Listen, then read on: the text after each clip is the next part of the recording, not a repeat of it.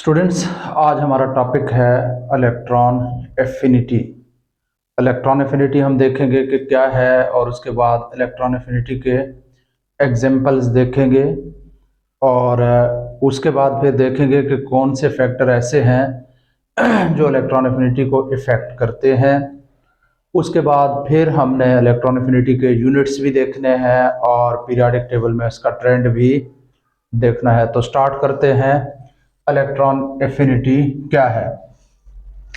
देखें, ये मेरे पास है एक एलिमेंट और ये इसके पहले शेल में 2 और दूसरे शेल में 7 इलेक्ट्रॉन है, 7।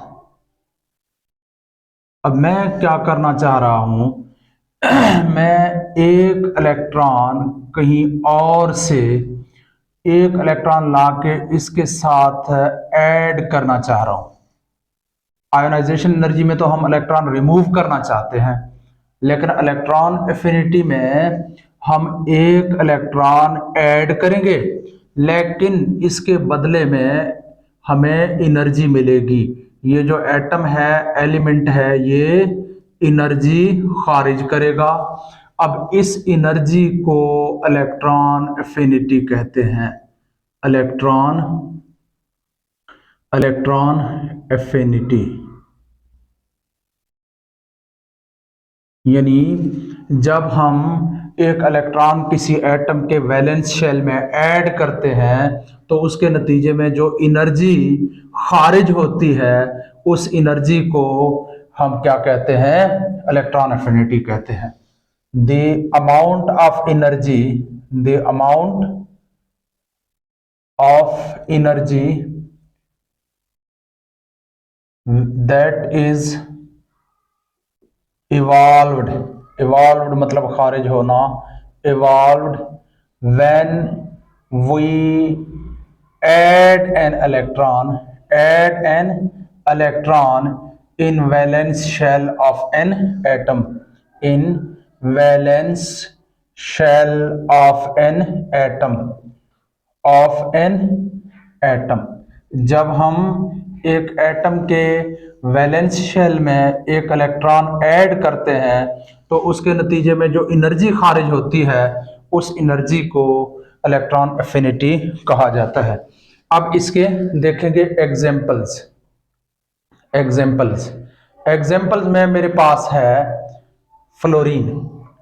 फ्लोरीन का एटॉमिक नंबर है 9।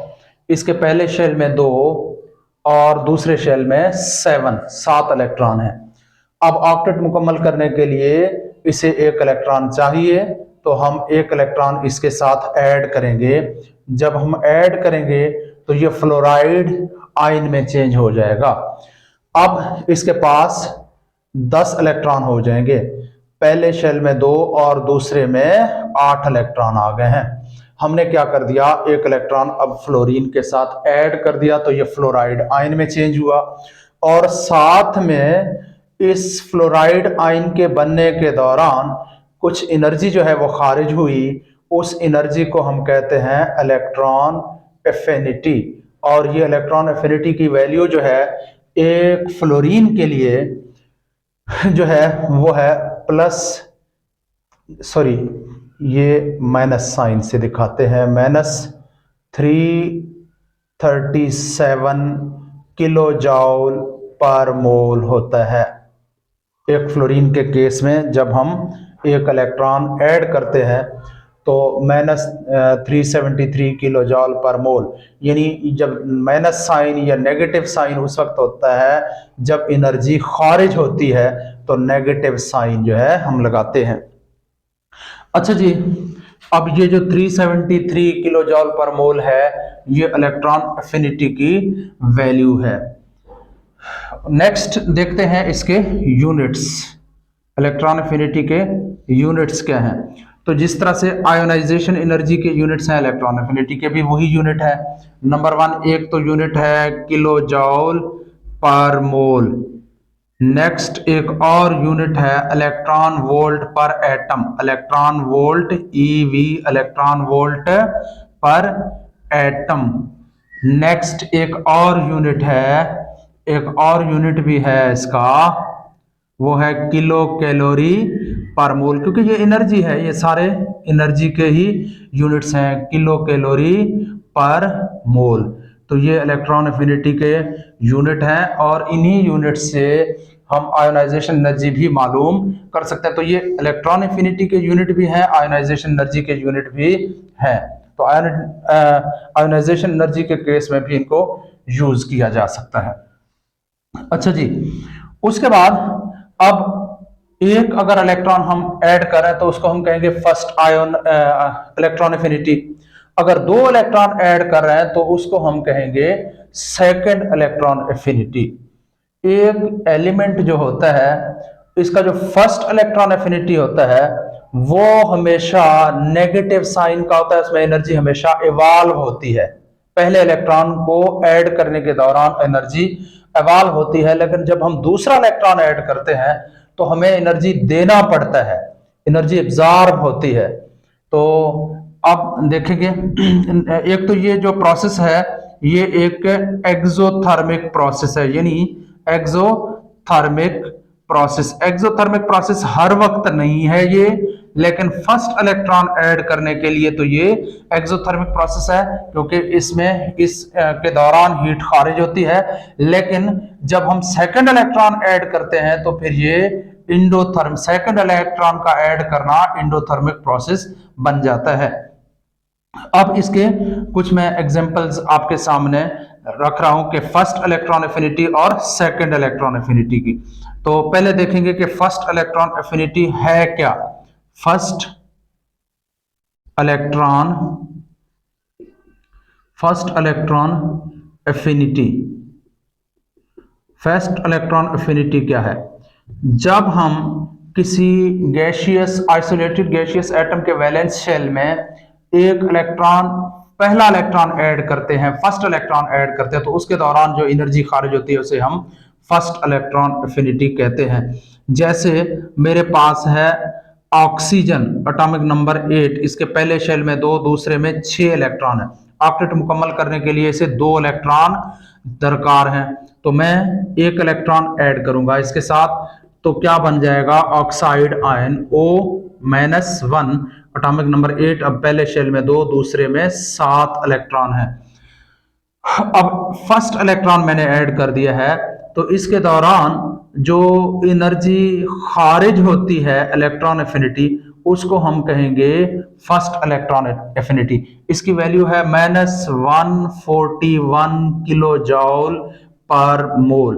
देखें नेगेटिव साइन है, इट्स मींस के ये जो है ये एक एक्सोथर्मिक प्रोसेस है, इसमें हीट खारिज होती है। लेकिन सेकंड आयोनाइजेशन एनर्जी जो है, इलेक्ट्रॉन एफिनिटी जो है, सेकंड इलेक्ट्रॉन एफिनिटी वो जो है वो एक इंडोथर्मिक प्रोसेस है। वजह बताता हूं क्यों इंडोथर्मिक प्रोसेस है, लेकिन पहले एग्जांपल ले लेते हैं।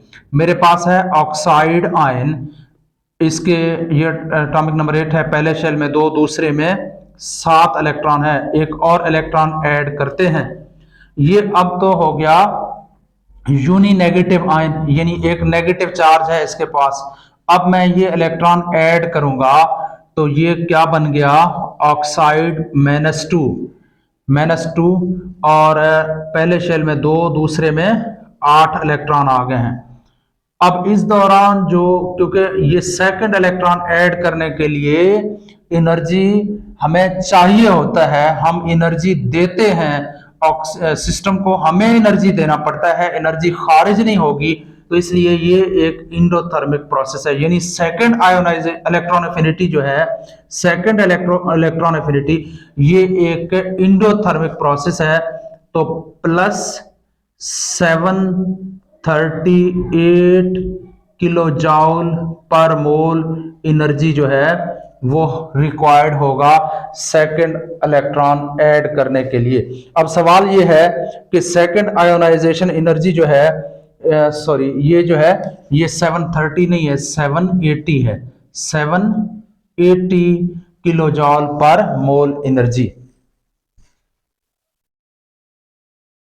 अब क्वेश्चन ये बनता है कि सेकंड आयोनाइजेशन एनर्जी जो है उसमें एनर्जी रिक्वायर्ड क्यों होती है? वो एक इंडोथर्मिक प्रोसेस क्यों है, जबकि फर्स्ट आयोनाइजेशन एनर्जी जो है ये तो एक एक्सोथर्मिक प्रोसेस है, एक्सोथर्मिक प्रोसेस, जबकि जो सेकंड आयोनाइजेशन एनर्जी है ये एक इंडोथर्मिक प्रोसेस है, इसमें हीट देना पड़ता है, एनर्जी हीट नहीं एनर्जी देनी पड़ती है।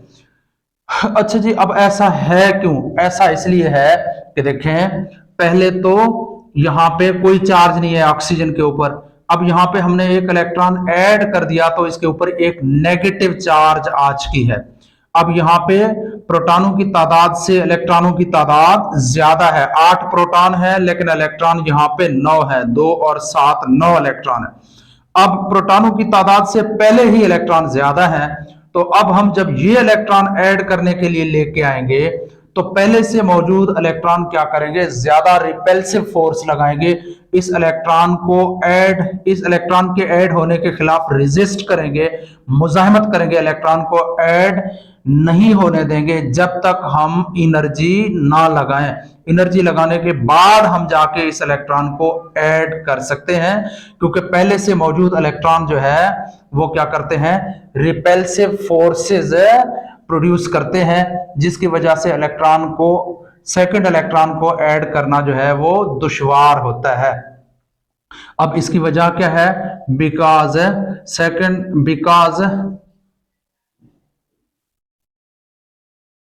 दी नेगेटिवली चार्ज्ड आयन, जो कि पहले से नेगेटिवली चार्ज आयन है, ये अब negatively charged ion produce रिपेल्सिव forces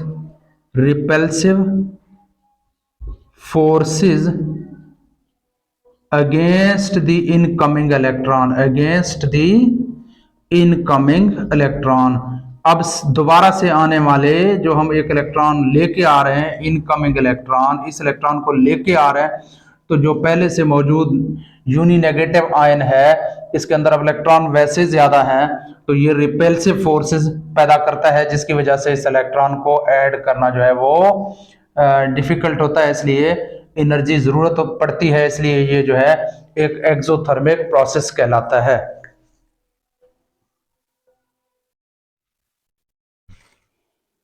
अच्छा जी स्टूडेंट, नेक्स्ट हम देखेंगे factors that effect electron affinity. ऐसे कौन से फैक्टर हैं जो इलेक्ट्रॉन एफिनिटी के ऊपर इलेक्ट्रॉन एफिनिटी को इफेक्ट करते हैं। वो जो फैक्टर है, नंबर 1 है एटॉमिक साइज। एटम का जो साइज होता है वो इलेक्ट्रॉन एफिनिटी को इफेक्ट करता है। नंबर 2 एक और फैक्टर है न्यूक्लियर चार्ज जो है, ये भी न्यूक्लियर चार्ज जो है ये भी इलेक्ट्रॉन एफिनिटी को इफेक्ट करता है। उसके बाद है शील्डिंग इफेक्ट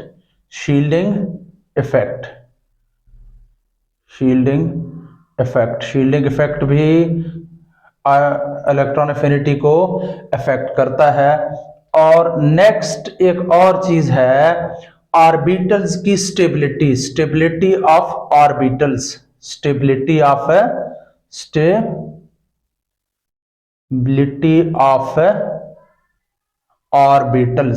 या ऑर्बिटल स्टेबिलिटी। ऑर्बिटल्स की जो स्टेबिलिटी है ये भी इफेक्ट करता है इलेक्ट्रॉन एफिनिटी को। नंबर 1 देखते हैं एटॉमिक साइज किस तरह से इलेक्ट्रॉन एफिनिटी को इफेक्ट करता है। देखें, एटम का साइज जो है अगर लार्ज है, एटम का साइज अगर लार्ज है, लार्ज एटॉमिक साइज,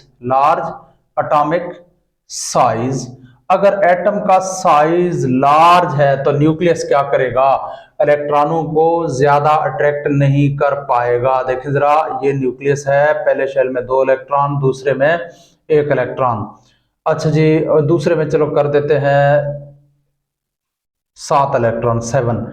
अच्छा जी, एक और एलिमेंट बना रहा हूं, ये पहले शेल में 2, दूसरे में 8 और तीसरे में 7 इलेक्ट्रॉन। 7। अब क्या है कि एटम का साइज इसका बड़ा है, इसका छोटा है। तो इसका साइज अगर छोटा है तो इसका मतलब है मैं एक इलेक्ट्रॉन अगर यहां से ऐड करना चाह रहा हूं तो मैं इलेक्ट्रॉन को यहां तक लेके आऊंगा तो इसका न्यूक्लियस जो है इस इलेक्ट्रॉन को तेजी के साथ, जल्दी के साथ या ज्यादा पावरफुली अट्रैक्ट करेगा। जबकि ये जो न्यूक्लियस है, न्यूक्लियस क्योंकि काफी दूर है, न्यूक्लियस काफी दूर है बनिस्बत इसके, तो ये इलेक्ट्रॉन को इतनी तेजी के साथ, पावर के साथ अट्रैक्ट नहीं कर पाएगा। तो इसलिए जो लार्जर साइज वाला है इसकी इलेक्ट्रॉन एफिनिटी जो है वो लो है, और जो स्मॉलर साइज होता है उसकी इलेक्ट्रॉन एफिनिटी की जो वैल्यू है वो हमेशा हाई है। तो एटम का साइज इस तरह से इफेक्ट करेगा कि लार्ज एटॉमिक साइज है तो क्या होगा, इलेक्ट्रॉन एफिनिटी क्या होनी चाहिए, लो होनी चाहिए। लार्ज एटॉमिक साइज के लिए इलेक्ट्रॉन एफिनिटी की वैल्यू लो है, जबकि स्मॉलर अगर साइज है तो इलेक्ट्रॉन एफिनिटी की जो वैल्यू है वो स्मॉलर साइज के लिए, स्मॉलर साइज है तो इलेक्ट्रॉन एफिनिटी की जो वैल्यू है, इलेक्ट्रॉन एफिनिटी की जो वैल्यू है वो हाई है। तो इस तरह से साइज इफेक्ट करेगा। नेक्स्ट हम देखते हैं कि एटॉमिक साइज के अलावा न्यूक्लियर चार्ज भी इफेक्ट करता है।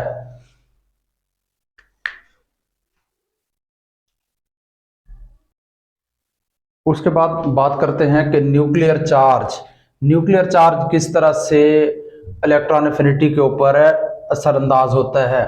अब न्यूक्लियर चार्ज अगर हाई है, न्यूक्लियर चार्ज हाई मींस के प्रोटॉनों की तादाद ज्यादा है। अगर प्रोटॉनों की तादाद ज्यादा है तो इलेक्ट्रॉन को ज्यादा पावरफुली अट्रैक्ट किया जाता है।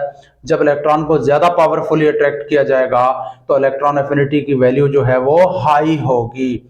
तो अगर न्यूक्लियर चार्ज हाई है, हाई या greater nuclear charge, high nuclear charge, अगर न्यूक्लियर चार्ज हाई है तो फिर क्या होगा, इलेक्ट्रॉन एफिनिटी की जो वैल्यू है वो भी हाई है।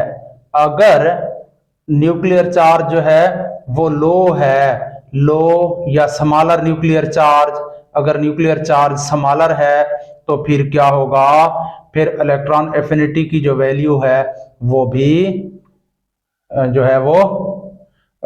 है वो लेस है, कम है। नेक्स्ट देखते हैं शील्डिंग इफेक्ट।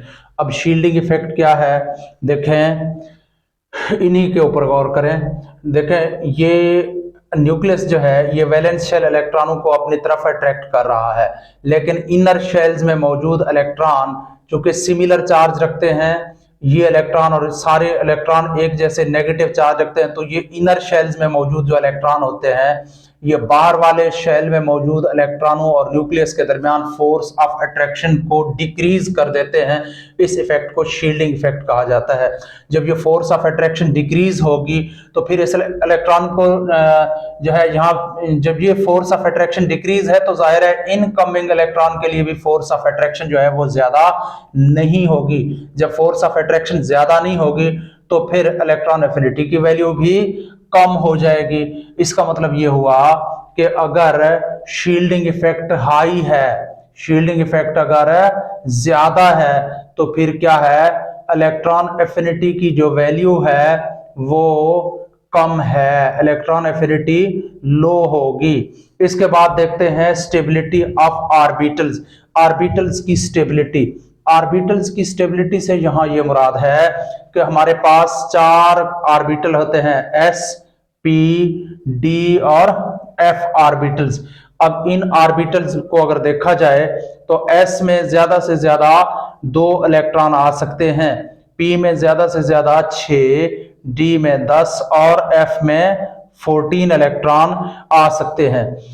अब एक ऑर्बिटल ज्यादा स्टेबल है अगर वो कंप्लीटली फिल्ड है, यानी अगर s ऑर्बिटल में 2 इलेक्ट्रॉन है तो वो ज्यादा स्टेबल है बनिस्बत उसके कि जब उसके पास 1 इलेक्ट्रॉन हो। इसी तरह से p ऑर्बिटल ज्यादा स्टेबल है जब वो कंप्लीटली फिल्ड हो, यानी उसमें 6 इलेक्ट्रॉन हो। d ऑर्बिटल में 10 इलेक्ट्रॉन होंगे तो वो ज्यादा स्टेबल है, f में 14 होंगे तो वो ज्यादा स्टेबल है। तो कंप्लीटली फिल्ड जो ऑर्बिटल होंगे, कंप्लीटली फिल्ड ऑर्बिटल जो होते हैं वो मोर स्टेबल होते हैं। मोर स्टेबल मींस कि उनको इलेक्ट्रॉन गेन करने की चाहत नहीं है या इलेक्ट्रॉन लूज करने की उनकी टेंडेंसी नहीं है। तो अगर इसी तरह से हाफ फिल्ड हूं तो एस तो वैसे भी होता या तो कंप्लीटली फिल्ड है या हाफ फिल्ड होता है। पी की बात करते हैं तो अगर 3 इलेक्ट्रॉन है या डी में 5 इलेक्ट्रॉन है या एफ में 7 इलेक्ट्रॉन है तो ये हाफ फिल्ड हैं। हाफ फिल्ड ऑर्बिटल भी पार्शियली फिल्ड ऑर्बिटल से ज्यादा स्टेबल होते हैं।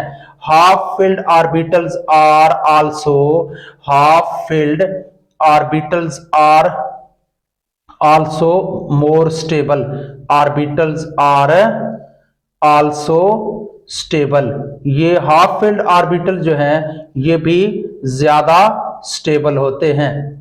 अच्छा जी, अब हम जब ट्रेंड देखेंगे पीरियोडिक टेबल में इलेक्ट्रॉन एफिनिटी की तो हमने इन चीजों को मद्देनजर रखते हुए ट्रेंड देखना है और उसके बाद उसके अंदर कुछ एक्सेप्शंस हैं वो भी हम देखेंगे। अच्छा जी, नेक्स्ट हम देखेंगे trend of electron affinity in periodic table कि पीरियोडिक टेबल में इलेक्ट्रॉन एफिनिटी का ट्रेंड कैसे है। सबसे पहले हम देखेंगे trend of electron affinity in a group.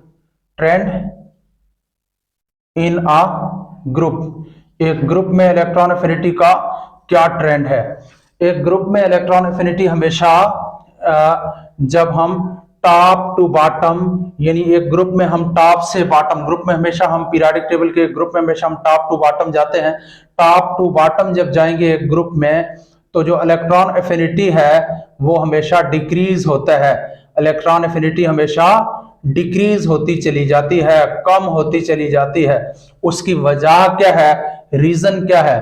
अब ये रीजन जो है ये क्या हो सकता है, एटॉमिक साइज भी हो सकता है, शील्डिंग इफेक्ट भी हो सकता है, ये हम अभी डिस्कस कर चुके हैं।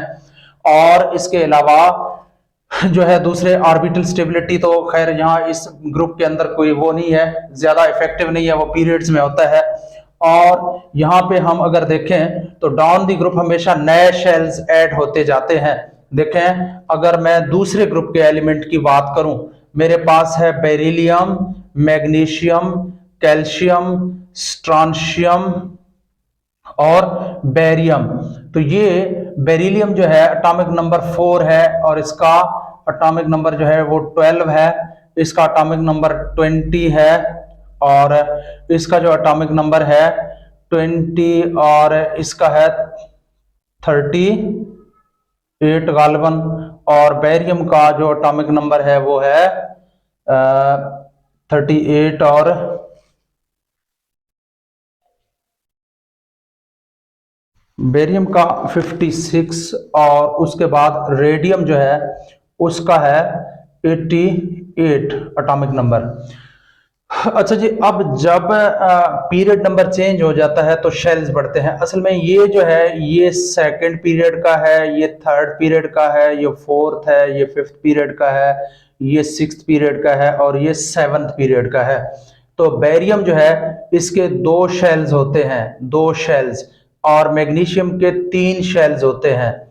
इसके अलावा कैल्शियम के 4, इसी तरह से जैसे जैसे जो इनका पीरियड नंबर होता है उतने ही उनके अंदर शेल्स होते हैं। अब एक चीज डन हो गई है कि डाउन दी ग्रुप जो है वो शेल्स की तादाद इंक्रीज करती है। जब शेल्स की तादाद इंक्रीज करती है तो जाहिर है एटॉमिक साइज भी इंक्रीज करता है।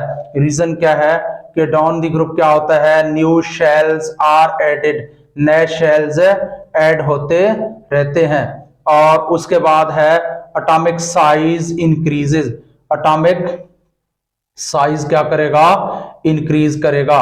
उसके बाद एक और चीज है शील्डिंग इफेक्ट। जाहिर है जब शेल्स इंक्रीज होंगे तो शील्डिंग इफेक्ट भी इंक्रीज करेगा, तो शील्डिंग इफेक्ट इंक्रीज करेगा।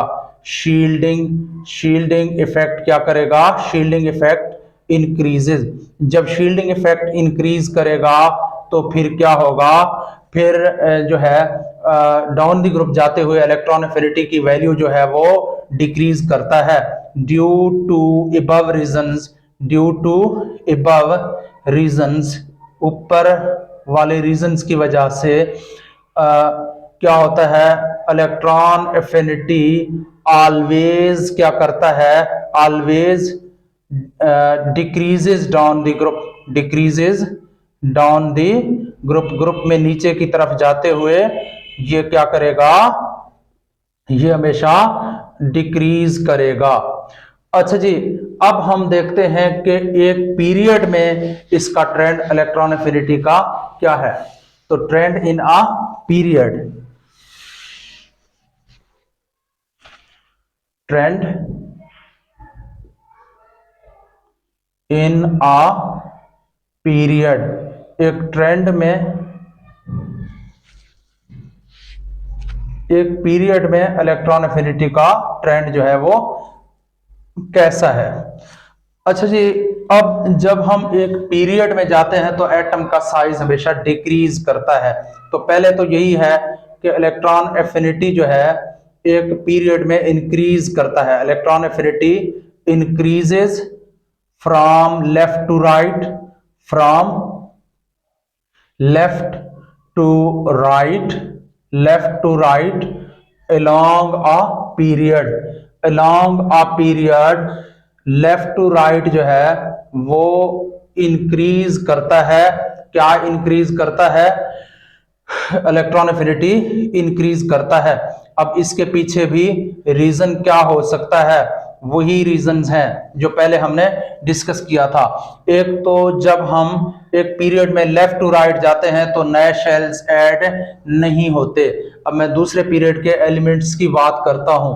मेरे पास है दूसरे पीरियड के एलिमेंट्स हैं, लिथियम है, बेरिलियम है, और उसके बाद है बेरिलियम के बाद बोरान है, atomic number 5, carbon 6, nitrogen 7, oxygen 8, fluorine 9 और नियॉन जो है वो 10 है। अब अगर आप इलेक्ट्रॉनिक कॉन्फ़िगरेशन करें तो इसके पहले शेल में 2, दूसरे में 1 इलेक्ट्रॉन, तो 2 शेल टोटल है इसके, पहला और दूसरा।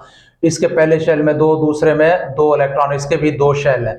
इसके पहले शेल में 2, दूसरे में 3, इसके भी 2 शेल है। इसके पहले शेल में 2, दूसरे में 4 इलेक्ट्रॉन है, शेल वही 2 है।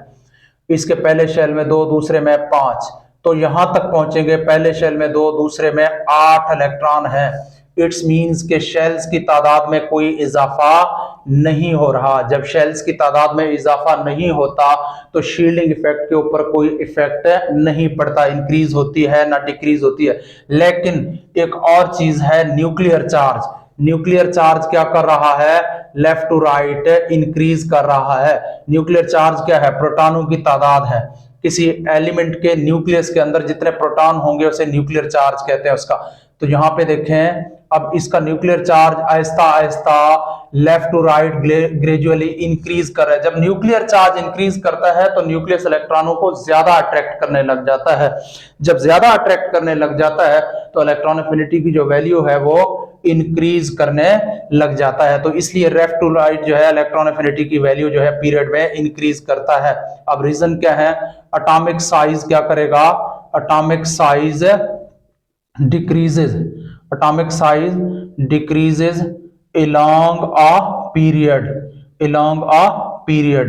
एक पीरियड में left to right atomic size हमेशा डिक्रीज करता है। नंबर 2, एटॉमिक साइज डिक्रीज करने के अलावा न्यूक्लियर चार्ज क्या करता है? न्यूक्लियर चार्ज आल्सो क्या करता है?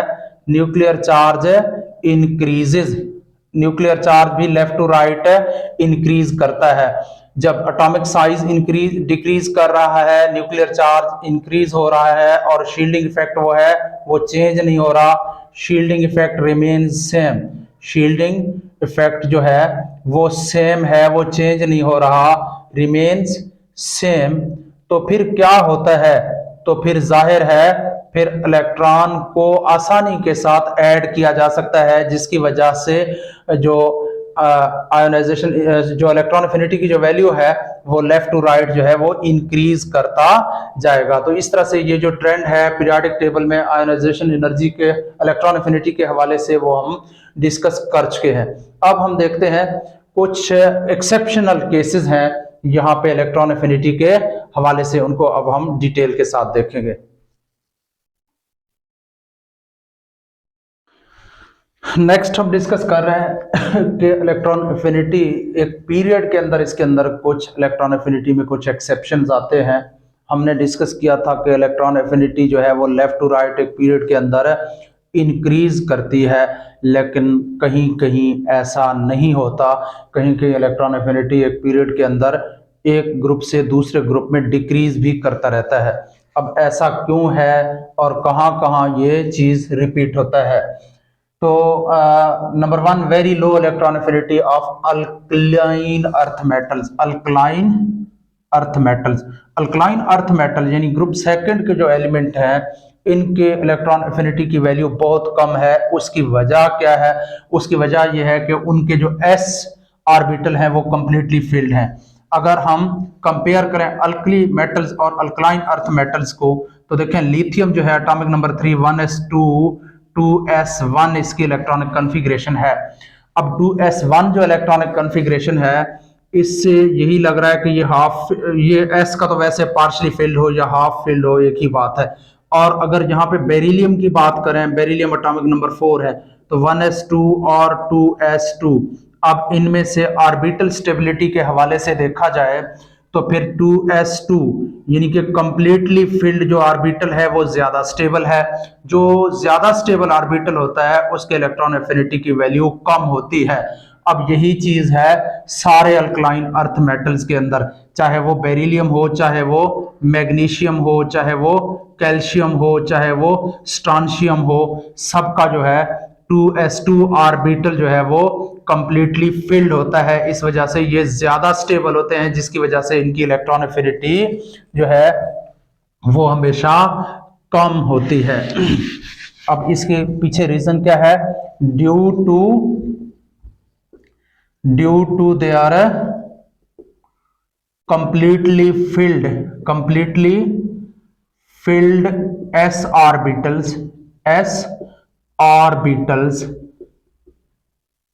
alkaline earth metals क्या होते हैं? alkaline earth metals have very low electron affinity value. इनके इलेक्ट्रॉन एफिनिटी की वैल्यू बहुत कम होती है क्योंकि इनके s ऑर्बिटल कंप्लीटली फिल्ड होते हैं और इनकी कोई टेंडेंसी नहीं होती इलेक्ट्रॉन गेन करने की। पहले एक्सेप्शन। नंबर 2, अगर हम ग्रुप 15 के एलिमेंट्स की बात करें, elements of group 15, elements of group 15 या जो है 5A, इस ग्रुप के जो एलिमेंट हैं इनकी अगर बात की जाए तो इनके भी इलेक्ट्रॉन एफिनिटी जो है वो लो होता है। इलेक्ट्रॉन एफिनिटी की वैल्यू ग्रुप 14 के एलिमेंट से लो है। इसकी वजह क्या है? हालांकि इनको हाई होना चाहिए था, इस 14 से हाई होना चाहिए था। इसकी वजह क्या है? अब ग्रुप 15 के एलिमेंट कौन से हैं? नाइट्रोजन है, नाइट्रोजन एटॉमिक नंबर 7, और उसके बाद phosphorus atomic number 15, AS arsenic atomic number 33। तो अब सो ऑन, हम जब नीचे जाएंगे और बिस्मत। अच्छा जी, अब जैसे ही हम नीचे आएंगे पीरियोडिक टेबल में इसी ग्रुप के अंदर, तो फिर क्या हो रहा है? तो एक चीज इन सब में कॉमन है। क्या कॉमन है? कि इनके जो p ऑर्बिटल हैं वो हाफ फिल्ड हैं। देखें जरा, 1s2 2s2 और 2p3। अब 2p3 जो है ये हाफ फिल्ड p ऑर्बिटल है। यहां भी ऐसे है 1s2 2s2 2p6 3s2 और 3p3, तो ये भी हाफ फिल्ड है। सो ऑन, जैसे जैसे हम इस ग्रुप में नीचे जाएंगे तो एक ही ग्रुप के चूंकि एलिमेंट है इसलिए इनका इलेक्ट्रॉनिक कॉन्फ़िगरेशन वैलेंस शेल वाला सेम होता है। लिहाजा यहाँ क्या चीज देखने में आ रहा है, ये आ रहा है देखने में कि इनके जो p ऑर्बिटल हैं वो हाफ फिल्ड है, जबकि जो 14 ग्रुप के जो एलिमेंट हैं जैसे कार्बन है, कार्बन एटॉमिक नंबर 6 है, और सल्फर है, अच्छा जी, सिलिकॉन है एटॉमिक नंबर 14। तो अगर इनको देखा जाए, इनकी इलेक्ट्रॉनिक कॉन्फ़िगरेशन करते हैं 1s2 2s2 और 2p2, इसका भी 1s2 2s2 2p6 3s2 और 3p2। अब इनको अगर देखा जाए तो इनके जो वैलेंस शेल हैं p ऑर्बिटल है वो पार्शली फिल्ड है, इनका हाफ फिल्ड है। तो हाफ फिल्ड ऑर्बिटल हमेशा स्टेबल होते हैं, इस वजह से इनके इलेक्ट्रॉन एफिनिटी की वैल्यू जो ग्रुप 15 के एलिमेंट है वो लो होता है, due to they are half filled, they are half filled p orbitals, p orbitals group 15 element have, group 15 elements have low electron affinity value, इनके इलेक्ट्रॉन एफिनिटी की value जो है वो लो होता है एज कंपेयर टू ग्रुप 14। तो next halogen noble gases की बात करते हैं। नोबल गैसेस के इलेक्ट्रॉन एफिनिटी की वैल्यू गो के पीरियोडिक टेबल में बिल्कुल लेफ्ट हैंड साइड पे हैं, इंतहाई लेफ्ट हैंड साइड वाले एलिमेंट हैं, लेकिन इनके इलेक्ट्रॉन एफिनिटी की वैल्यू जीरो है। नोबल गैसेस के इलेक्ट्रॉन एफिनिटी की वैल्यू जीरो है। Electron affinity of noble gases is always zero, इनके इलेक्ट्रॉन एफिनिटी जो है हमेशा जीरो है। वजह क्या है? वजह यह है कि इनका ऑक्टेट कंप्लीट होता है, इनको इलेक्ट्रॉन ये स्टेबल होते हैं, इनको इलेक्ट्रॉन लूज करने या गेन करने की जरूरत है टेंडेंसी नहीं होती। बात करते हैं हीलियम, नियॉन, आर्गन, क्रिप्टॉन, जिनान और रेडान की। तो यहाँ पे हीलियम एटॉमिक नंबर 2, नियॉन 10 और आर्गन 18 सो ऑन। अब इनकी इलेक्ट्रॉनिक कॉन्फ़िगरेशन करके देखते हैं।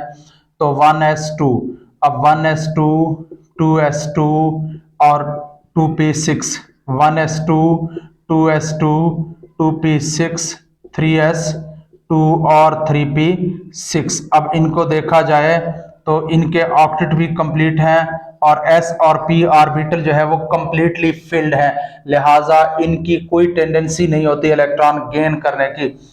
Due to their completely filled valence shells they do not have any tendency to gain electrons, due to they are completely filled orbitals या shells, orbitals or shells, they do not have any tendency